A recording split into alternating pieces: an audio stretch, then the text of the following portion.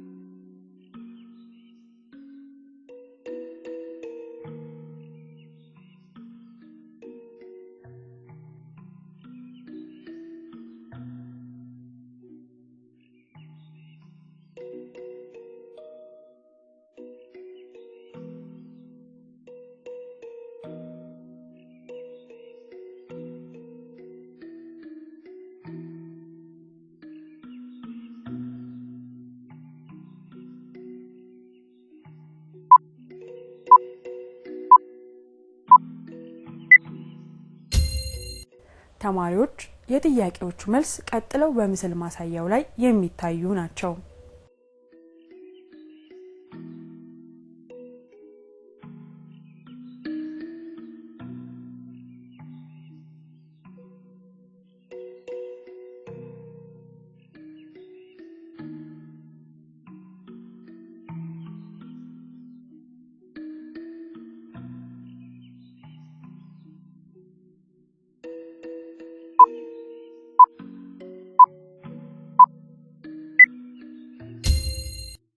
አሮጌው አዲስ ትውልድ የሚባል አነጋገር ሊሰማብን አይገባም። አሮጌ የሚሰበር ነው፣ አዲስም ያልተሟሸ ሸክላ ነው። እኛ ግን እንዲህ አይደለንም። ወይፈኖች የሚገሩት በበሬ ነው። ስለዚህ አጣማጅና መቀናጃ ላንድ ፈር ሞፈር መጎተት አለባቸው። ኢትዮጵያችን ትደግ፣ ወገኖቻችን ይበልጽጉ። በዚህ ዓላማ፣ በዚህ መንፈስ፣ በዚህ ፍቅር የምንመራ ስንሆን የፋንታ ክፍያን ትተን ለሚፈለገው ግብ የሚፈለገው ማድረግ ነው። የዛሬዎቹ እንደ ትላንትናዎቹ እንሆናለን። በዛሬዎቹም ላይ የነገዎቹ አሉ። አውቆ በመናደድ ሀገር አትበለጽግም። በመሮጥ መውደቅ አለበት። በመቀመጥ በሽታ አለ። ከአቅም በላይ ሳንሮጥ መቀመጥ ሳናበዛ እንደ አቅማችን መጓዝ ሳይሆን መገስገስ ይኖርብናል። የባልና ሚስቶች መኳረፍ ለስራ ቤት ይበጃል ይባላል። የኛ ተባብሮ አለመስራትም ለአንዳንድ ጭልሌዎች ያመች ይሆናል። ሁሉን ነገር መጥፎ ካላደረግነው መጥፎ የለም። ሳንቀምሰው ማርም ልናመራው እንችላለን። ያ ዓላማችን ሊሆን አይገባም። ለአንዲት ሀገር ከርስ የምንሰራው ያንድ አካል ቅጥልጥል ብልቶች መሆን ስንችል ነው። አባቶች የሀገሪቱን አፈር በደማቸው አብኩተው ያቆዩ ናቸው። ወጣቶች ደግሞ ገንቢዎች ናቸው። ትውልድ ሰንሰለት ነው። ሁሉም በአንድ አያረጅም። ሁሉም በአንድ ወጣት አይሆኑም። ሁሉም በመፈራረቅ ቀስ በቀስ የሚሳብ ሀረግ ነው። ጳውሎስ ኞኞ። ተማሪዎች ከቀረበላችሁ ቅንጭብ ጽሑፍ ገንቢ ሐሳብ እንዳገኛችሁ ተስፋ አደርጋለሁ። በመቀጠል ከምንባቡ ለወጡ ጥያቄዎች በትዕዛዙ መሰረት መልስ ስጡ።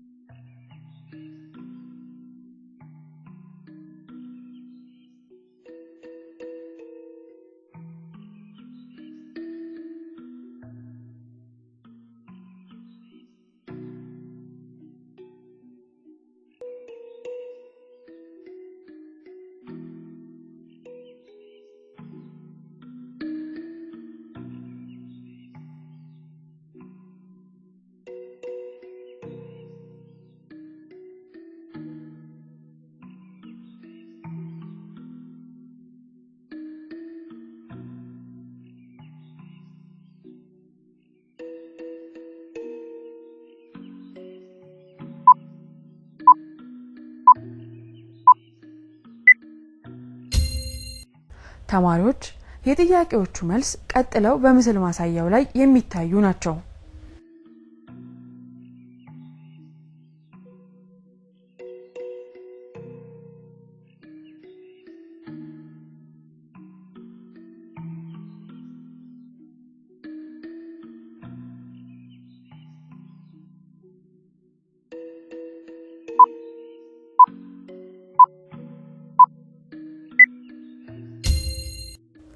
ተማሪዎች በአጠቃላይ ዛሬ ስለ ቃላት አገባባዊ ፍች ወይም አውዳዊ ፍች ተነጋግረን በርከት ባሉ የመልመጃ ሙከራዎች አብነት ለማየት ችለናል።